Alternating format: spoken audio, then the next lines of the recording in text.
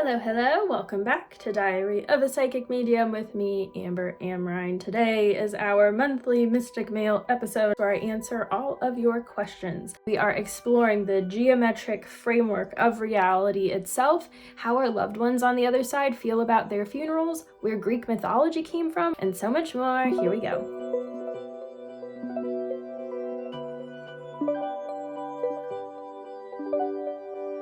Alrighty, as always, if you have a question for Mystic Mail, you can send me a DM on Instagram at Channel with Amber. Leave a comment if you are listening to this somewhere where comments may be left, or if you're listening on Apple Podcasts, leave a review with your question. This engagement helps my podcast reach more people that could benefit from it, so don't be shy, ask away. Alrighty, let's get into our first question. One day, I was taking a nap and slightly opened my eyes while still half asleep, then this interesting pattern emerged. I was hoping you could tune in and see what's going on with what I had seen. I've attached an image for reference. It looked just like this, except it was in my room and the pattern was in white. So for those not listening or not watching this somewhere where you can see it and you are listening to the audio, we've essentially got a grid of hexagons, rows and columns. There's a little circle in the middle of each hexagon with a vertical line going through each of the columns. The first thing I thought of here was actually a conversation I had with Rashad in July 2024. The episode was called The Fabric of the Multiverse and Conversations with God with Rashad, where I essentially saw the structure of the universe. Everything physical has an underlying energetic framework. And the way that this visual came to me was essentially like a honeycomb, right? This repeating pattern of hexagons. This was essentially the architecture of reality itself. Just as our systems have cells and then a skeleton that essentially provides some sort of structure, Spirit showed me this pattern acting as reality's own framework that essentially organizes energy, matter, light, consciousness, connecting them all to that like deeper divine love, but maintaining some sort of general structure for things to continue drawing from. It's a bit of a complicated concept, so if you want to go back to that episode, I highly recommend it. Anywho, your image reminded me of that. However, these seem to be slightly further apart, and they've got lines and circles, which my visual did not have. And what's interesting about your visual is it feels kind of piggybacking off of that idea of this being some sort of like greater structure of reality. However, these little circles in the middle of the hexagons remind me of portals. They feel like a concentration of energy, like a vortex, like our chakras, right? Where it's concentrating a specific type of experience out. And what's interesting about these hexagons as well, or at least these little portals, they are causing a lot of physical sensation in my body. Where as I lean into each one, I feel like the nerves in my teeth are getting activated. Somewhere else, I'm feeling it like in my shoulders and in the back of my neck. It's like hitting these nerves with each of these little hexagons. This is a very weird and very niche example, but if anybody has read Metamorphosis by Franz Kafka, okay, when the main character turns into a giant cockroach, I believe at some point there were these like weird little parts on his body where it like set a shiver down his spine when they were pressed, because his body had these like weird sensitive spots that his physical body did not, or his human body rather, did not have, but now his insect body does. Super specific analogy, but that's kind of what these bring up for me, where they're hitting these very specific sensitive areas that I did not know I had. I don't feel like this symbol necessarily has any sort of deeper message to it. It just feels like a representation of, I don't know, like the walls of one of your layers in your energy field. Our energy field is made up of many layers. It's like an onion or a Russian nesting doll. Each of our chakras are associated with a different layer of our energy field. So your root chakra at the base of your spine is going to be connected with the closest layer to the body, right? And then as you go up through the chakras, your energy field layers encapsulate the one before, and then the next one encapsulates that one, and then the next one encapsulates that one, and it just gets bigger and bigger and bigger and connected to these higher and higher dimensional realities and energies and all of that stuff. So this feels like you perceiving the framework of your energy field. Our chakras, while they all have their own specific niche, they're all part of us. So they're all in conversation with each other, right? There's an overlap. Even though there are layers, there's still suggestions that sort of pass through. Another super random analogy. If you think about a moldy onion, okay, the mold may start on the outer layer, but over time it's going to get deeper in and in and in.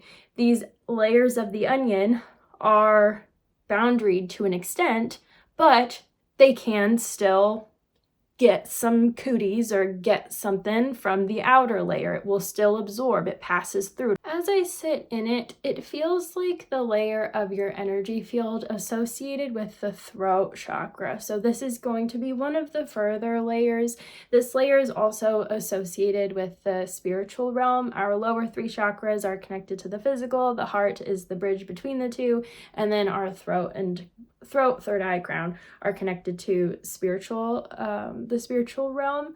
So this is definitely a higher dimensional thing and more focusing on like the exchange, the collaboration that happens between you and your environment. It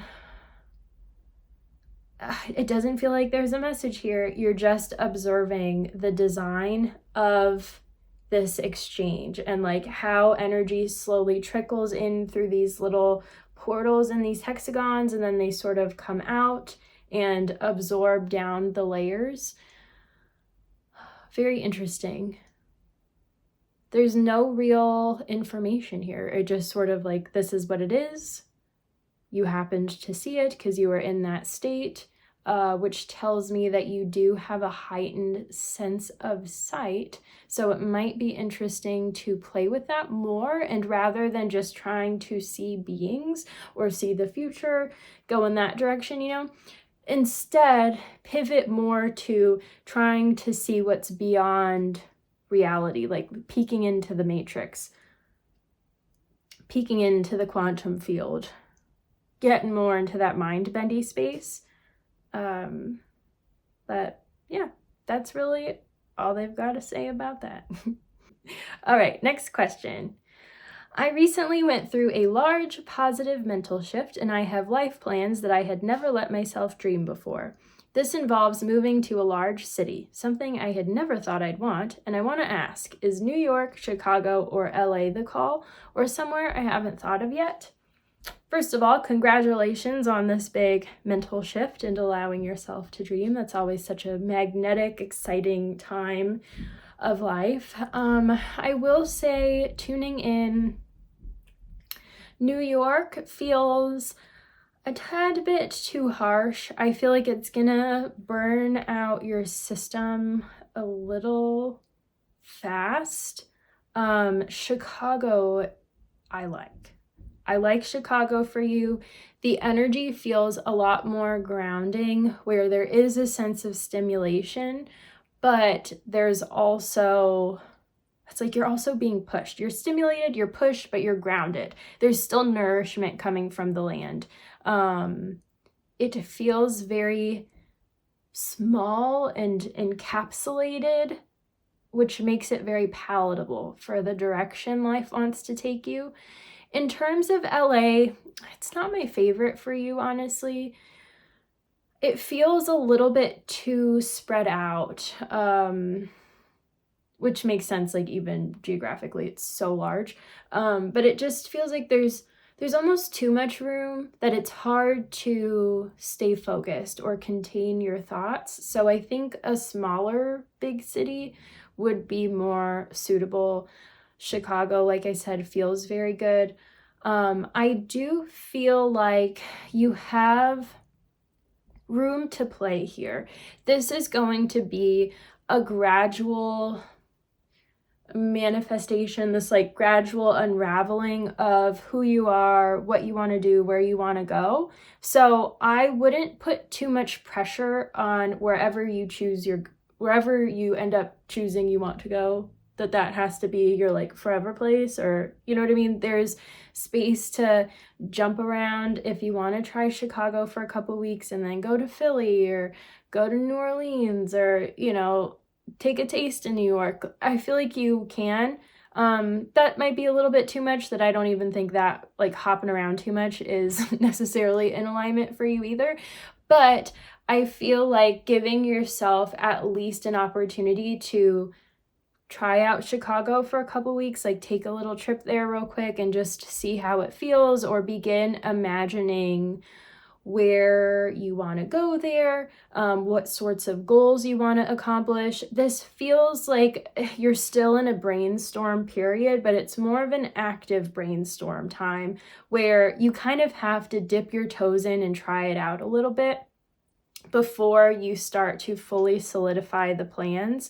And I feel like this sense of it needing to be a gradual evolution is important, because that will also pull away from all or nothing kind of mentality where I have to devote all of myself to this thing, put all of myself into this, and if it's not perfect, then I've failed, and then it just can start this whole other type of spiral. It feels like this needs to be something where it's like I'm slowly chomping at this goal, I'm slowly getting to where I need to go. I'm taking these baby steps, but the focus is on moving through, going forward, rather than feeling stuck or trapped. And I feel like the more that the back of your brain feels like it has options, the easier it is to trust that and try things out and keep going forward and not put so much pressure on the exploration.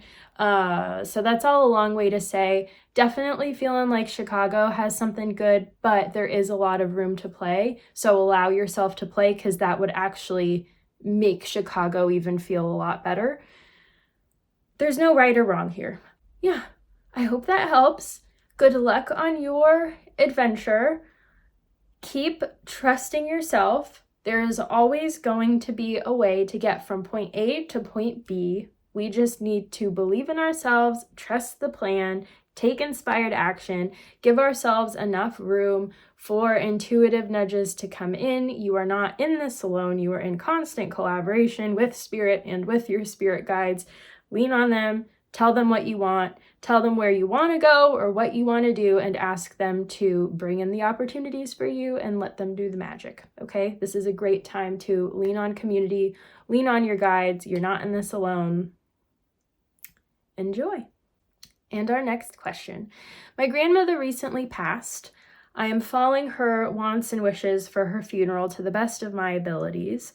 She did have dementia, but we started planning years before it got too severe.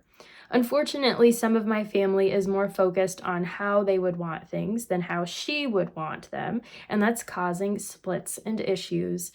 So I guess my question is, what do our deceased loved ones feel about their funerals or deaths in general when the living create drama or act in ways that aren't pure love or good intentions? I feel like I'm very human, so I've probably contributed to the drama myself at times, and I just want to be able to know that she's able to be at peace, even if an aunt is starting drama, or if the flowers are the wrong color, or if all the children are mad at each other. I would love to send her off with a beautiful service, and I'm not sure I can control if that happens or not. First of all, my condolences. I'm sending a very, very big hug to you and your family. These are not easy times to deal with. When it comes to how our loved ones on the other side feel about their funeral, they really don't care. They really don't. The funeral is more for us than it is for them. They feel the love, they see the effort, and that matters so much. That is what the magic is. If they had loved ones who, for whatever reason, weren't able to give them a funeral, that's totally fine too. When you pass, you're no longer confined by the emotions and the beliefs and the perceptions that we do as humans. You are connected to that beautiful, pure, divine love, divine light that permeates everything. You're connected to your soul. You are just held in so much comfort and warmth and love that, like, any more love on top of that is just like a cherry on top, but it's not a make or break. When our loved ones are sort of watching us, right, go through the motions of getting the funeral together and stuff like that, this time is usually filled, obviously, with a lot of high, intense emotions. So things have a tendency of becoming a bit more dramatic and reactive than they need to be. And it's never a nice thing for them to observe, but it's totally understandable because everybody is just operating at the emotional capacity they have, which is already like completely shot. They're completely overwhelmed and they're just trying their best. And if you mix a bunch of people like that in a bag, it's not going to be a very pretty sight. So they understand. I would say the one thing that comes up very frequently when I tune into someone that's passed is whatever strong wishes they had, whether it's like, I don't know, getting cremated or versus buried, or having red flowers versus sunflowers. Once they pass, all of that goes out the window. They literally could not care less how you choose to go about the design of the funeral or how you choose to, I don't know, honor their life, is totally up to you. Because again, it's for your processing. They have already processed. They're connected to divine love. They know that you love them. They feel it. And if there was some sort of fight or argument before their death, they are completely connected to the truth now. And they see that, again, everybody's hurting and everybody's trying their best. And we don't always act nice. And that's fine. We're human beings, So just to give your heart a little bit of peace, all that matters is that you feel her, right? You do what you need to feel her love, to feel her embrace, to feel her essence. Talk to her, invite her on a walk. If there's a type of flower she liked, have some of those in your room just for memory's sake. Whatever you need to do to feel surrounded by her essence, that is going to be the most important thing. The details of the funeral don't matter. You don't have to put pressure on yourself to make it perfect. She understands that everybody's hurting. When we're hurting and we feel like we're not in control of life, or just at the mercy of external circumstances, we start to fixate on little things. We get very stubborn and we try to control little details because we're trying to find ways to find that sense of security and control, which again is just going to cause a lot of argument when you've got a bunch of people doing that. So she understands. It's fine. Focus on your connection with her. That's all that matters. Okay? I'm sending you a big hug. Just know that she's always with you. She's always watching over you, and she's always a thought away. Next question, kind of in a similar type of topic. My grandmother passed away on her sister's birthday, which I imagine can make a birthday feel depressing or upsetting, but I feel like there's a deeper significance to it that's maybe less sad and upsetting. Any thoughts on this? That is a great question. Let me see. So what's interesting about birthdays, right, is that is the day we fully enter the physical world. We are initiated from the energetic into the physical. When we pass, it's the opposite. We are initiated back into the energetic from the physical. So while for us, it is very heartbreaking and very exciting, whether it's a death or a birth, right? These are very highly emotional times. When you are looking at things more energetically, this is as natural as inhaling and then exhaling. Everything is constantly flowing. It's going through this whole circular process. When a loved one passes on someone's birthday, it almost feels like honoring their portal, honoring the space that they used to initiate into the physical, by kind of going through that same tunnel back into the energetic. There's something very comforting and familiar about the date because we're human and we're very connected to time. Certain dates hold certain significances. And when it's someone you greatly cared about, right? A family member or a friend or something like that, passing on that date almost feels like you're being wrapped in their energy or wrapped in the memory of some happy moment related to them. If their energy feels very safe, it's just incredibly comforting. And vice versa, when we have someone pass, basically like when you have an older family member pass and then on the same day or later that day you have a baby come in, it's kind of that same thing where one soul from the family returns to the energetic and helps kind of usher the new life in. And if you think about kids that are born on, let's say, your grandfather's day of passing, you correlate your grandfather with this baby. There's a special connection in the sense of them sort of ushering this new life into the world.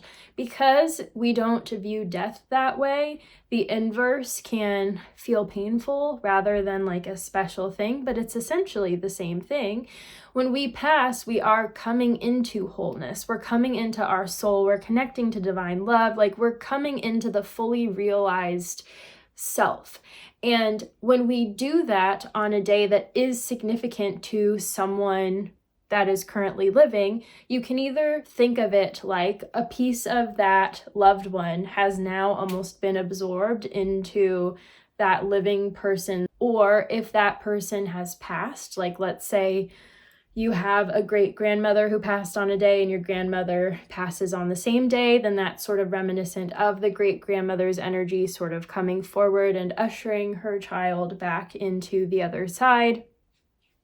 The thing here is we have to look at death differently, right? Instead of it being correlated with a big loss, it's a celebration of coming back into yourself. You came here with a mission, you fulfilled your purpose, and now you're coming back home. And when we do that on a significant human day, it's almost like paying homage for whoever may have had a bit more of a significant presence in your life. Perhaps even on a soul level, you could even say if two people were not very friendly, if they were like estranged siblings or something, and one passed on the other's birthday, it's kind of representing this deeper soul bond. Just because things are rocky physically, we're here to grow and learn. So a lot of times the people that love you the most are the ones that can physically put you in difficult situations because their soul has agreed to essentially like sacrifice the relationship here in order to help you learn a very important lesson. So long story short, it's a very similar flavor to having someone being born on the day of passing. However, it's going to be a little bit inverse where it's more like paying their respects, feeling the comfort, honoring the love of that person, feeling guarded and protected by them as they step into their wholeness as they go back home, which is a truly incredible thing. It's just hard for us to feel that way as humans because of our view on all of this stuff. Next question. As I understand it, regardless of gender, we all have a unique mixture of masculine and feminine energy. When we find a partner, we do best when the other person's mixture balances our unique mixture, again, regardless of gender. My partner in this lifetime is my twin flame. I embody the divine feminine and he embodies the divine masculine.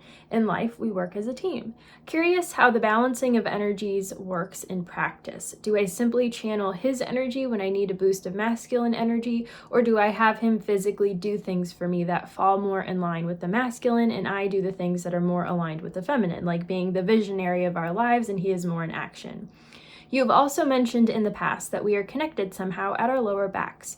Can you look at that a little more closely? Is that somehow related to how we found each other in life? We have lived next door to each other in multiple locations for years before ever meeting. I wonder if there's a type of cord or magnet to ensure we met. Okay, great question. So exploring first how you guys balance the divine masculine and feminine energies.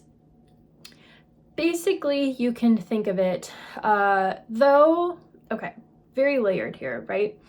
If his incarnation this lifetime is more playing with things through the divine masculine lens and yours is more exploring things through the divine feminine lens, you will still hold both qualities within you, right? You're never going to be 100% masculine or 100% feminine. There still has to be a balance. One doesn't exist with the other. It's like an inhale and an exhale. Both exist simultaneously, okay? In your case, the best way to embody this, I feel like your energy is seeking more, this is probably a poor analogy, but this is the way that it's coming through. Okay, if you think of our left brain and our right brain, one controls more like analytical thought and the other one's a little bit more creative. But while one half of your brain may be the area where you get most of your ideas, your body works together, right, to then carry it out. So the mastermind may be more right-brained or left-brained, but the carrying out process, the logistics, uses the whole system. So with you guys, your energy, your decision making stems more from that divine feminine flow. However, things still need to be in action. And same with him, where his brain is meant to be more in the divine masculine approach, but there still needs to be like intuition part of that equation. Because you guys are already connected, and there's a lot of like energetic information sort of channeling between you guys, I feel like the best thing you can do is almost lean on his brain to help with strategizing or action taking, kind of like using him to brainstorm. And then your role for him would be kind of the same, but more connecting to the like deeper purpose, where things are actually going. With the divine masculine, it does well when it has some sort of mission, but that's where that divine feminine comes in, where it's connected to that mission and it's able to constantly evolve so that things remain in flow with that mission. So the divine masculine sort of needs consistent checking in back to the feminine so that it's able to take in the deeper soul software updates, for lack of a better word, which I feel like is what you offer him. So things aren't meant to be so separate. You both are meant to find a balance of this within, but you can use each other to almost expand upon the opposite element or whatever you want to call it, if that makes sense.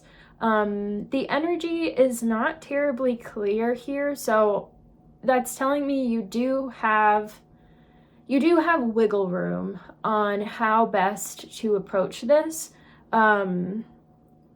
but the most important thing is that you both do maintain some of the opposite within you. They're not, he is not meant to be your whole other half and vice versa. You know, you're meant to be like stable and independent to a degree. You're more using each other to sort of lean on and re-plug in your battery for the parts of you that are naturally like lacking. It's like a vitamin, you know, you essentially are each other's divine masculine or divine feminine vitamin because your systems naturally can be a little bit more deficient in it. In regards to this cord now that connects you guys at the lower back, let's see what comes forward. This feels, it's an interesting energy. It feels sort of like a harness or something like that that's meant to keep you in place. It's like if you're ziplining, right? You're sitting in a harness. If you let go or if you fall to the side. You're still attached to this mechanism. There's no getting off. So that's kind of what it feels like here, where this harness was keeping you in close proximity. You have free will, right? So how and when you meet or how that unravels is sort of up to you, but you guys are meeting one way or the other. Like, it just keeps you in close proximity, especially because you guys do complement each other so well. You sort of hold space for what the other person needs. Again, it's like that vitamin analogy. That energetic connection also allows consistent, like deeper soul downloads to pass back and forth. This is why the message was sort of like, for the first half of the question, was sort of like kind of free, because there are already mechanisms in place to ensure that you guys are finding that balance and exchanging deeper downloads and energetic information and so that you guys get your downloads. So there's no strict way on how to carry that out, because the mechanisms are already in place, and it goes back to this like little harness in a way. What's interesting about it too, when we astral travel, right, there's this cord that tends to connect, well, it doesn't tend to, it does. It connects to our physical system. So though our astral body is sort of floating out, we have this like direct tether to our body. You can't leave your body just for funsies. You cannot do that. Whether you like it or not, you have to be connected to it. So even if you're astral projecting or astral traveling and your consciousness, right, is sort of in the ethers, it's still tied to your body, and there's still a conversation there, which this feels a little bit similar to, where you guys can take as much space between you guys as you want, but there's still going to be communication. Like, you guys are connected, and it's the body to the soul, right? It just, they're there, and what you want to do with it, totally up to you, but they're there and they're not going anywhere. Especially because you guys have lived next to each other or close to each other in various locations. That's all part of the plan. Alrighty, next question, and last question at that. I recently watched the Odyssey and am so curious about Greek gods and their stories. Are you able to tap into this energy to see where the Greeks came up with these myths? Do the Greek gods and goddesses exist, or did they? This is an exciting question for me because I do love me some Greek mythology. I am going to start my answer with a story. So, my soul brother, Rashad, right? I don't know if I ever shared this on a podcast episode before, but at one point we were exploring the origins of our soul. And we are connected more to the multiverse rather than just the universe. So we're kind of more in that like weird space of possibility. And a visual that I saw was some sort of realm that oversees the multiverse. And I had seen a lot of Hindu gods and goddesses in this space, which was very interesting because I've always felt very connected to Hinduism and the deities. So that sort of confirmed to me that these beings, and I mean, this is my understanding or my belief anyways, everything exists somewhere, whether it's a story somebody writes, Alice in Wonderland, right? Or, I don't know, Planet of the Apes, like whatever you think, thought forms are energy. Thought forms are realities in some way. We're in a multidimensional space here, so things don't necessarily exist physically like we think of it to be, but everything exists somewhere. Every emotion you have, every thought you have becomes a thing. And there are an infinite amount of things and possibilities and all of that stuff. And with energy beings or with deities or anything like that, Santa Claus even, whenever there's some sort of figure or deity or whatever that we think about a lot and put a lot of energy in cultivating and amplifying, that energy becomes stronger. It becomes more tangible. I would say, this is kind of going a weird direction first, but what I would say first is if you're thinking about Santa Claus, right? Because over time, stories have shifted, cultural significance has kind of changed the vibe of him, but he's become very grandiose and very magical and all of the things. And in feeding that lore, it feeds that consciousness of Santa Claus, and it makes it a thing. But it's like one of those things, what came first, the chicken or the egg, right? They're all there. Time doesn't exist. So it's sort of this energetic being that permeates time and space. And during certain moments, we as a collective or as an individual feel more connected to this being than others. It's not necessarily that humans are just thinking things into existence. We are to a degree, but it's more we put our feelers out for something, and then something that aligns with that matches. With cultures, culture is a ever-changing energy, right? The second you meet somebody from a different culture, or the second a new person moves into a community, the culture of that community or of your immediate circle will naturally begin to shift and evolve, even if very slightly, to sort of accommodate or collaborate with this new, piece of information, right, that this outsider has for us. So the same is true with energy. There is a collaboration that happens. So once we learn about a certain type of being or a certain story or whatever, the way that we understand it, the way we relate to it starts to shift. It takes on, new forms of identity. The way that everybody sees you is going to be slightly different, and all of that sort of makes up the whole of who you are and how you serve a purpose. So the same is true with energy beings. This is kind of a complicated thing to try to articulate, but basically everything is connected, and we're all constantly evolving, and at certain points of our evolution, certain beings or energies or experiences, understandings, perceptions, whatever, just sort of come together and partner up to bring about a certain experience. So when you talk about deities or gods, goddesses, whatever, do they exist? Yes. Do they exist in the physical form? Not necessarily. They don't all originate. Many don't originate even a little bit in the physical form.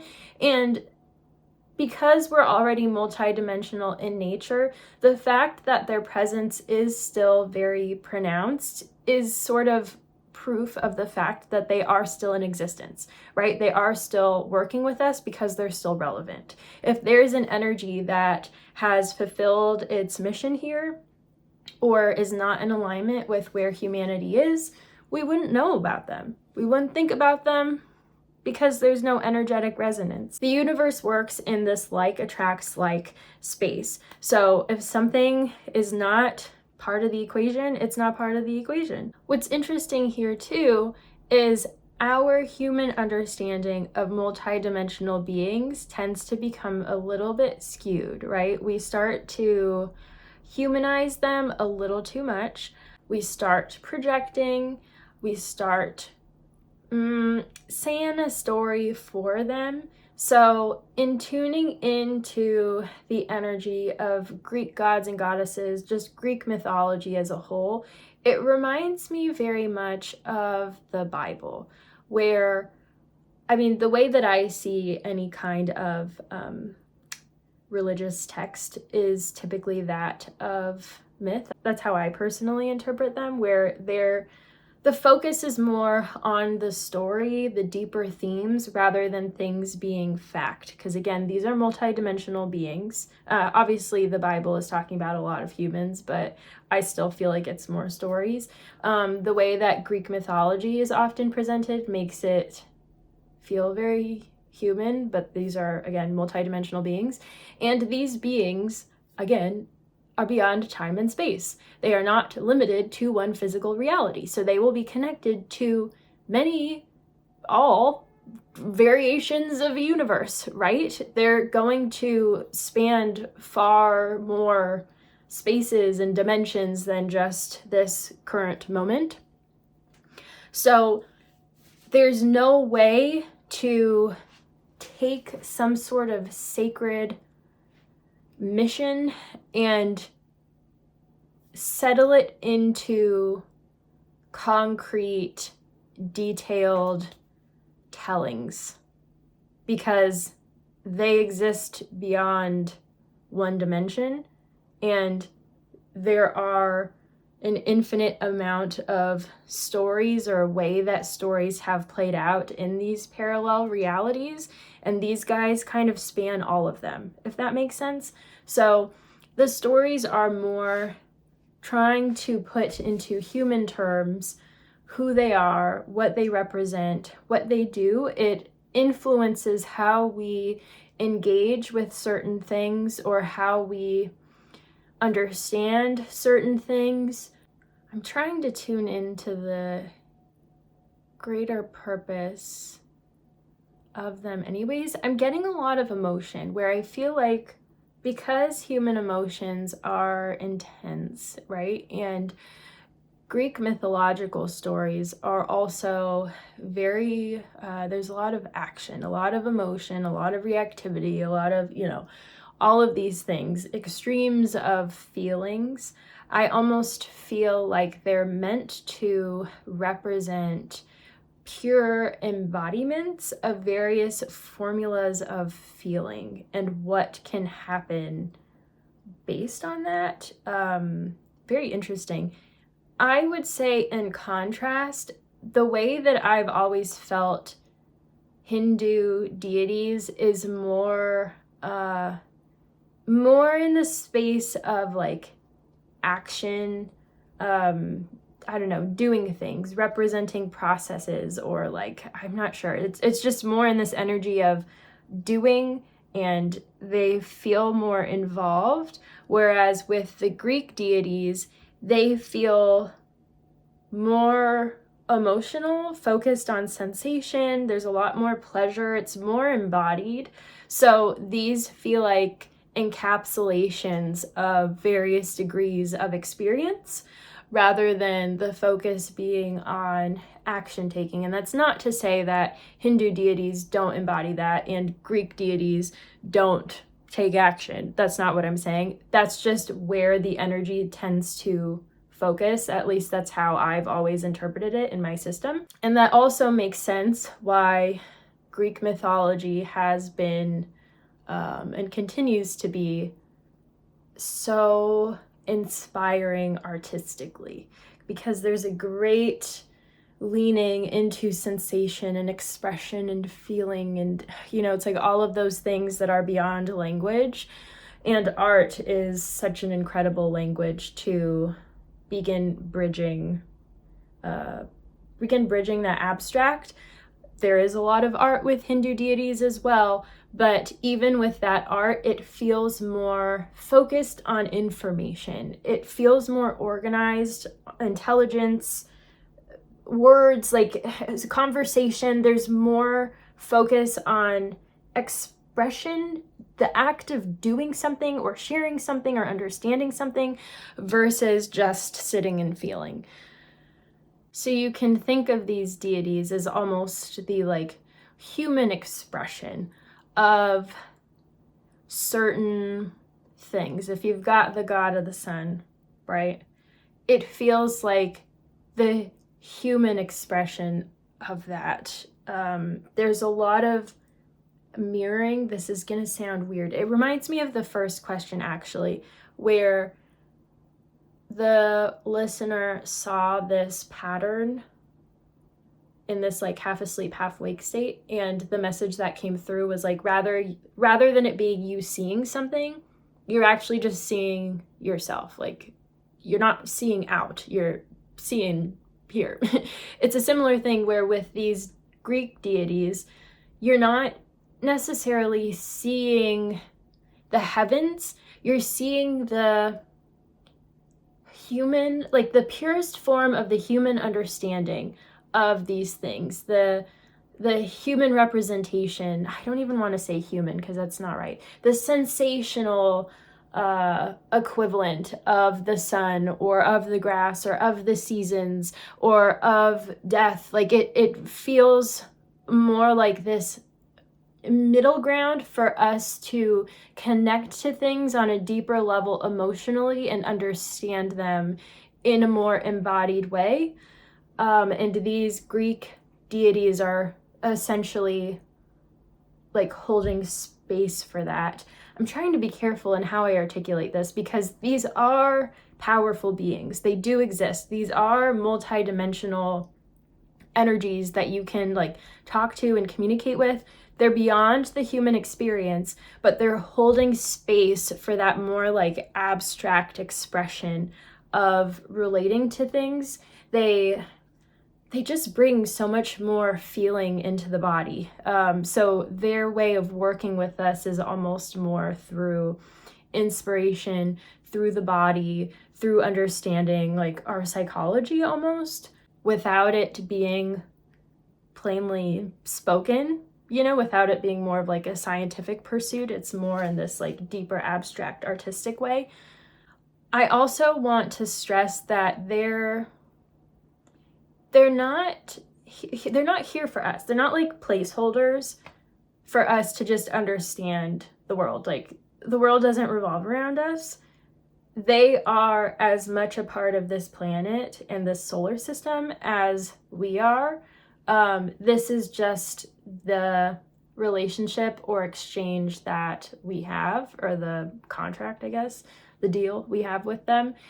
From their end, we are these like observers. We're very easily entertained. So it feels like, because these are such saturated expressions of sensation and feeling, and it's so like there's this like theatrical aspect to it, we're like little puppies that just eat it up. we eat it up. And there's a commonality, because what they, you know, represent, we do experience for ourselves, but there's such a saturated expression of that they're putting on these like grandiose plays for us to just be like, wow, whoa, wow. But it's also perfect because it keeps them connected to their purpose of sharing these lessons and sharing these deeper expressions and more sensation-based understandings for us, so that we can feel more deeply connected to this earth, or to our being, or to the universe, in a way that's like easy to understand, because it's coming through deeper emotion and artistry. It's hitting very primal aspects of the human experience, which again helps plug us into our multidimensional nature. Okay, that was a long journey. So to surmise, do they exist? Yes. Were they human, or do they exist like the myths necessarily say? No. That's a little too humanized.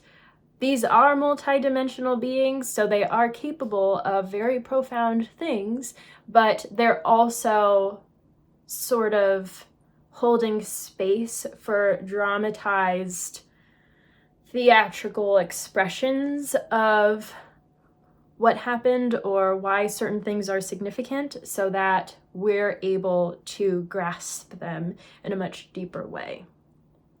Okay, very cool. Well, my friends, that wraps up our Mystic Mail episode for August. As always, if you've got a question, I accept them all the time, send me a DM on Instagram at Channel with Amber. If you're listening somewhere where you can leave a comment with your question. If you're listening on Apple Podcasts, leave a review with your question. Don't be shy, reach out. I am sending my love, and I will see you next week.